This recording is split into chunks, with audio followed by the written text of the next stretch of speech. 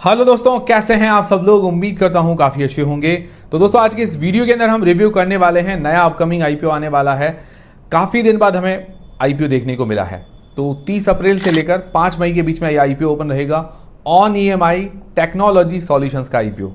इसको किश्त नाम से जानते हैं, मतलब जो इसका ब्रांड नेम है वो है किश्त। ठीक है, बाजार में इसी नाम से ये फेमस है। तो इस वीडियो के अंदर हम पूरा रिव्यू करेंगे इस आईपीओ का, जानेंगे कि अप्लाई करना चाहिए नहीं करना चाहिए। सबसे पहले एक अंदाजन ग्रे मार्केट का प्रीमियम और एंकर लिस्ट के वगैरह के बारे में जानते हैं। इससे हमें थोड़ा बहुत लिस्टिंग गेंस का अंदाजा हो जाएगा। एंकर लिस्ट देखिए आना बाकी है, वो हम बाद के वीडियो के अंदर डिस्कस कर लेंगे। अभी अगर जीएमपी की बात करें, ग्रे मार्केट का प्रीमियम, जो कि एक अंदाजा होता है ग्रे मार्केट के अंदर डिमांड कितनी है, तो लगभग 2% के आसपास डिमांड बता रही है। मतलब बहुत कम डिमांड है, लगभग आप मान के चले 3 से 4 रुपये पर शेयर। तो डिमांड अभी काफ़ी कम है। बाकी अपडेट आते ही मैं आपको अपडेट कर दूंगा।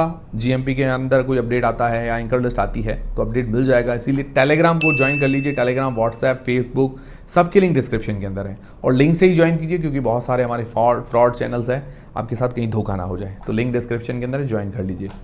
फिर बात करते हैं इस कंपनी की डिटेल्स के बारे में, मतलब ये कंपनी काम क्या करती है। इससे हमें पता चलेगा कौन से सेक्टर की कंपनी है, फ्यूचर कैसा रह सकता है। तो देखिए, ऑन ईएमआई टेक्नोलॉजी जो कंपनी है ये एक फिनटेक कंपनी है। इसको किश्त ब्रांड नेम से जानते हैं।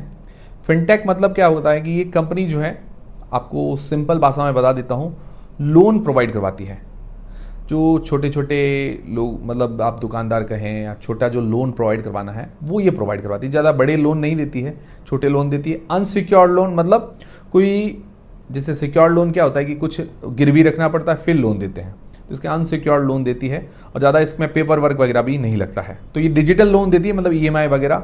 और जैसे बाय नाउ पे लेटर कैसे होता है कि भाई हम किसी वेबसाइट से खरीदते हैं कि भाई अभी खरीदते हैं, बाद में हमें पेमेंट देना पड़ता है, उस तरह की सुविधाएं भी देती है। बाकी ये छोटे बिजनेस लोन वगैरह भी देती है। इसके 2 प्लेटफॉर्म है, किश्त है एक तो रिंग है। ये 2 बड़े प्लेटफॉर्म है इसके, और ये पूरी तरह से इसका काम जो है ऑनलाइन है, और छोटे जो व्यापारी होते हैं, छोटे बिजनेस के लिए लोन वगैरह देती है। इसकी खुद की एक एनबीएफसी भी है जिसका नाम है एसआई क्रेवा कैपिटल सर्विसेज। मतलब ये इसकी एनबीएफसी कंपनी है जो लोन बांटने के लिए लाइसेंस वगैरह रखती है। बाकी अगर इसके इनकॉर्पोरेशन की बात करें तो 2016 के आसपास इसका इनकॉर्पोरेशन हुआ था। मतलब 10 साल हो गए हैं अपने ही सेक्टर के अंदर, ठीक ठाक एक्सपीरियंस हो गया है। बाकी लीगल केसेस की बात करें तो कंपनी में 4 डायरेक्ट केसेज है और 7 इनडायरेक्ट केसेज हैं। प्रमोटर प्लस 3 डायरेक्ट केसेज हैं जो रणवीर सिंह से जुड़े हुए हैं, और बाकी कोई क्रिमिनल केस वगैरह नहीं है। बाकी देखिए, जो ये फाइनेंशियल कंपनियां होती है जो लोन वगैरह देती है, उनके लिए एनपीए बहुत महत्वपूर्ण होता है। नॉन परफॉर्मिंग एसेट्स मतलब ऐसा लोन जो वापस नहीं आए, जो जिसको रिकवर नहीं किया जा सके, मतलब डेड हो गया होगा। तो ग्रॉस एनपीए इसका 2.25% है 2025 के अंदर, जो कि पिछले सालों की तुलना में घटा है। नॉर्मली ग्रॉस एनपीए होना चाहिए 3 से 4% मैक्सिमम, इसका 2.25% ठीक है। नेट एनपीए 0.61%, वो भी 1% या उससे कम होना चाहिए, इसका बराबर है। तो ये यहाँ तक तो ठीक नजर आ रही है। अब इसके फाइनेंशियल फंडामेंटल्स जान लेते हैं। फाइनेंशियल 2023 से 2025 तक और दिसंबर 2025 तक दिए गए हैं। एसेट्स के अंदर देखिए तो साल दर साल ग्रोथ है। रेवेन्यू की बात करें तो रेवेन्यू के अंदर ग्रोथ है, पर 2025 में हल्की सी गिरावट देखने को मिली है, बट वापस जो FY26 कहें या दिसंबर तक वापस ग्रोथ देखने को मिली है। ये गिरावट का कारण है कि इन्होंने अदर कंपनीज के साथ पार्टनरशिप वगैरह की है, इस कारण इसका रेवेन्यू जो है डाउन हो गया है। प्रॉफिट आफ्टर टैक्स सेम, उसके अंदर भी ग्रोथ है, बट 2025 में हल्का सा डिप देखने को मिला है रेवेन्यू की वजह से। रेवेन्यू जैसा डाउन हुआ उस तरह से प्रॉफिट भी डाउन हुआ है। बट बात करें मार्जिन की तो 2023 के अंदर 2.76% इसका प्रॉफिट मार्जिन है।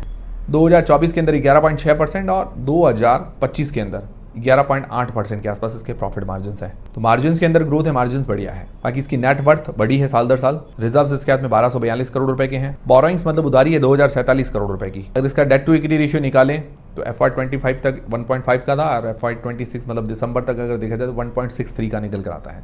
मतलब देखा जाए तो डेट कंट्रोल के अंदर, मतलब ऐसी फाइनेंशियल कंपनियों पर डेट होता है क्योंकि एक से लेकर दूसरे को देते हैं। जनरली 2 से लेकर 4 के बीच में ऐसी कंपनियों के लिए डेट टू इक्विटी रेशियो होता है, वो नॉर्मल है। इसका 1.6 नॉर्मल है। बाकी ROE 17% के आसपास है, अच्छी है, 15% से ऊपर। फिर बात आती है इसकी वैल्यूएशंस की, तो उसका P 13.37 का निकल कर आता है, और अदर कंपनीज का जो P है 24 से लेकर 34 के बीच में है। तो अदर कंपनी इससे काफी बड़ी है, जैसे बजाज फाइनेंस हो गई, चोलामंडलम हो गई, HDB फाइनेंशियल्स, SBI कार्ड्स, इससे काफ़ी बड़ी कंपनी, ये बहुत छोटी कंपनी है, बट P वाइज वैल्यूएशंस ठीक है। फिर प्राइस टू बुक वाइज अगर वैल्यूएशंस देखा जाए तो इसका प्राइस टू बुक 0.91 का निकल कर आता है, और अदर्स का देखा जाए तो 3.39 से लेकर 5.92 के बीच में है। तो मतलब प्राइस टू बुक वाइज भी वैल्यूएशंस फेयर नजर आती है, तो वैल्यूएशंस रीजनेबल है। तो यहाँ तक बात तो ठीक नजर आ रही है। अब बात आती है इस आईपीओ की डिटेल्स की। तो आईपीओ 30 अप्रैल को ओपन होगा और 5 मई को क्लोज होगा। 8 मई को इसकी लिस्टिंग है। फेस वैल्यू 1 रुपये पर आ रहा है। प्राइस बैंड 162 रुपये से लेकर 171 रुपये के बीच में रखा गया है। 87 मतलब 87 शेयर्स का ये लॉट है।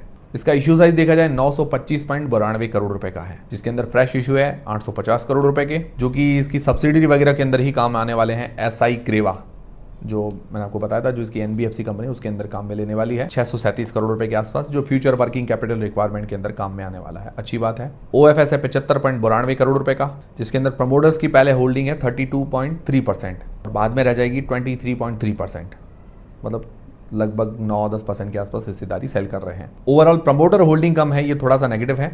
जनरली ऐसी जो कंपनियां स्टार्टअप वगैरह होते हैं उनके अंदर प्रमोटर की होल्डिंग कम ही होती है, क्योंकि पहले से फंडिंग वगैरह जुटा के इन्वेस्टर्स को बांट चुके होते हैं। बाकी इसका मार्केट कैप बनेगा 2881 करोड़ रुपए का। स्मॉल कैप, छोटी कंपनी है, ज्यादा छोटी भी नहीं है। तो ये हो गई कंप्लीट IPO की डिटेल्स। अब सबसे मेन सवाल यह है कि क्या इस IPO में अप्लाई करना चाहिए, नहीं करना चाहिए, करे तो लिस्टिंग गेन्स के हिसाब से या लॉन्ग टर्म के हिसाब से। तो देखिए, मैं सारी चीजें आपके क्लियर करूंगा। डिसीजन आपको अपनी रिस्क, अपना एनालिसिस लगा के बनाना। मेरी तरफ से कोई भी बाय और सेल का रिकमेंडेशन नहीं है, सिर्फ आपको जानकारी प्रोवाइड करवा रहा हूँ। और टेलीग्राम, इंस्टाग्राम, व्हाट्सएप, फेसबुक सबकी लिंक डिस्क्रिप्शन के अंदर ज्वाइन कर लीजिए। सबसे पहले जो लोग लिस्टिंग गेन्स के हिसाब से अप्लाई करना चाहते हैं, तो हम जनरली हमारे 4 पैरामीटर्स देखते हैं। नॉलेज, जैज पैरामीटर, सिर्फ रिस्क मापने के लिए और अभी की कंडीशन में क्या डिमांड है वही देखते हैं। बाकी इसके भरोसे आपको नहीं रहना है, ना ही इसके भरोसे आपको डिसीजन बनाना है।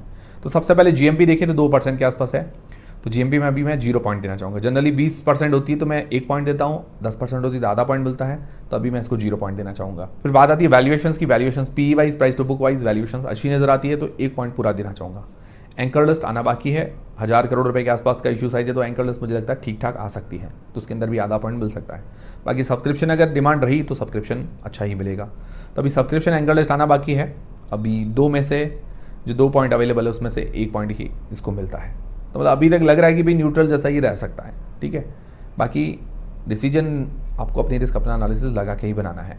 फिर लॉन्ग टर्म के हिसाब से इसके पॉजिटिव्स और नेगेटिव्स देख लेते हैं, जो लोग लॉन्ग टर्म के लिए अप्लाई करना चाहते हैं। तो देखिए, लॉन्ग टर्म के लिए अगर देखा जाए तो वैल्यूएशंस सबसे बढ़िया चीज मुझे सही लगी। बाकी इसका जो NPA, नॉन परफॉर्मिंग एसेट्स होते हैं, ग्रॉस NPA और नेट NPA दोनों ही कंट्रोल के अंदर है। इसके प्रॉफिट मार्जिन्स वगैरह बड़े हैं, फाइनेंशियली कंपनी ठीक नजर आती है, डेट वगैरह कंट्रोल के अंदर है। बाकी इसके AUM, एसेट अंडर मैनेजमेंट के अंदर भी ग्रोथ है, ROE वगैरह बढ़िया है। बाकी जो इसके अदर फैक्टर्स होते हैं, जैसे ये फाइनेंस कंपनियों के लिए जो फैक्टर्स होते हैं, जैसा होता है NIM, नेट इंटरेस्ट मार्जिन, मतलब कहीं से लोन लिया वापस जो आगे देती है उसके बीच में जो मार्जिन होता है, कितना कमाती है ये, तो लगभग वो है 14.80%, बहुत बढ़िया है। फिर CRAR, कैपिटल एडिक्वेंसी रेशियो होता है, वो मिनिमम 15% के आसपास होना चाहिए, इसका 34% है, मतलब कंपनी फाइनेंशियली स्टेबल है। AUM के अंदर अगर ग्रोथ देखें, मतलब जो लोन बुक है वो भी बढ़ रही है, 79% के आसपास है लास्ट ईयर से अगर देखा जाए तो। कॉस्ट ऑफ बोरोइंग, मतलब इसकी कॉस्ट क्या बढ़ती है, तो 13.52%, तो ये नॉर्मल है, ठीक है। बाकी इसकी रिपीट कस्टमर देखे तो 84% जैसे कस्टमर्स रिपीट है, तो ये बेहतर बात है, अच्छी बात है। तो उसके बाकी फैक्टर्स भी अच्छे नजर आ रहे हैं, मतलब खराब नहीं है। नेगेटिव्स क्या है? नेगेटिव्स देखिए, अगर प्रमोटर की होल्डिंग बहुत कम है, ये बड़ा नेगेटिव है। कोई भी देखिए डिसीजन लेना हो तो फिर थोड़ा मुश्किल पड़ता है, हर डिसीजन एकदम से नहीं ले पाते हैं। प्रमोटर की होल्डिंग अच्छी होनी चाहिए। थोड़ा FY25 के अंदर थोड़ा रेवेन्यू प्रॉफिट के अंदर डिप देखने को मिला है, वो थोड़ा सा नेगेटिव है। उसके अलावा बाकी फैक्टर्स अच्छी नजर आ रहे हैं, मतलब इसकी ज़्यादा कोई रिस्की कंपनी नजर नहीं आ रही, एक बैलेंस्ड अच्छी कंपनी कह सकते हैं। बाकी मेरी तरफ से कोई बाय और सेल का रिकमेंडेशन नहीं है। हाँ, ये नया स्टार्टअप है, ओवरऑल अगर देखा जाए तो स्टार्टअप के हिसाब से देखा जाए तो ठीक है, मतलब इतनी ज़्यादा बुरी कंपनी नज़र नहीं आ रही। काफ़ी ऐसे स्टार्टअप्स वगैरह होते हैं तो वो क्या है कि बस पैसे लूटने ही आते हैं, वैसा नहीं नज़र आ रहा। मतलब इसके अंदर फैक्टर्स इसके अच्छे हैं, कंपनी की बाकी सारी चीज़ें इन्होंने बेहतर रखी है, फाइनेंशियल वगैरह अच्छे नज़र आ रहे हैं। बाकी मेरी तरफ से कोई बाय और सेल का रिकमेंडेशन नहीं है। जो भी आप डिसीजन बनाए अपनी रिस्क, अपना एनालिसिस लगा के बनाएं। उम्मीद करता हूँ हमारा वीडियो, हमारी जानकारी आपको पसंद आएगी, हेल्पफुल रहेगी। वीडियो को लाइक जरूर करें, चैनल को सब्सक्राइब कर लें। मिलते हैं दोस्तों अगले वीडियो के अंदर।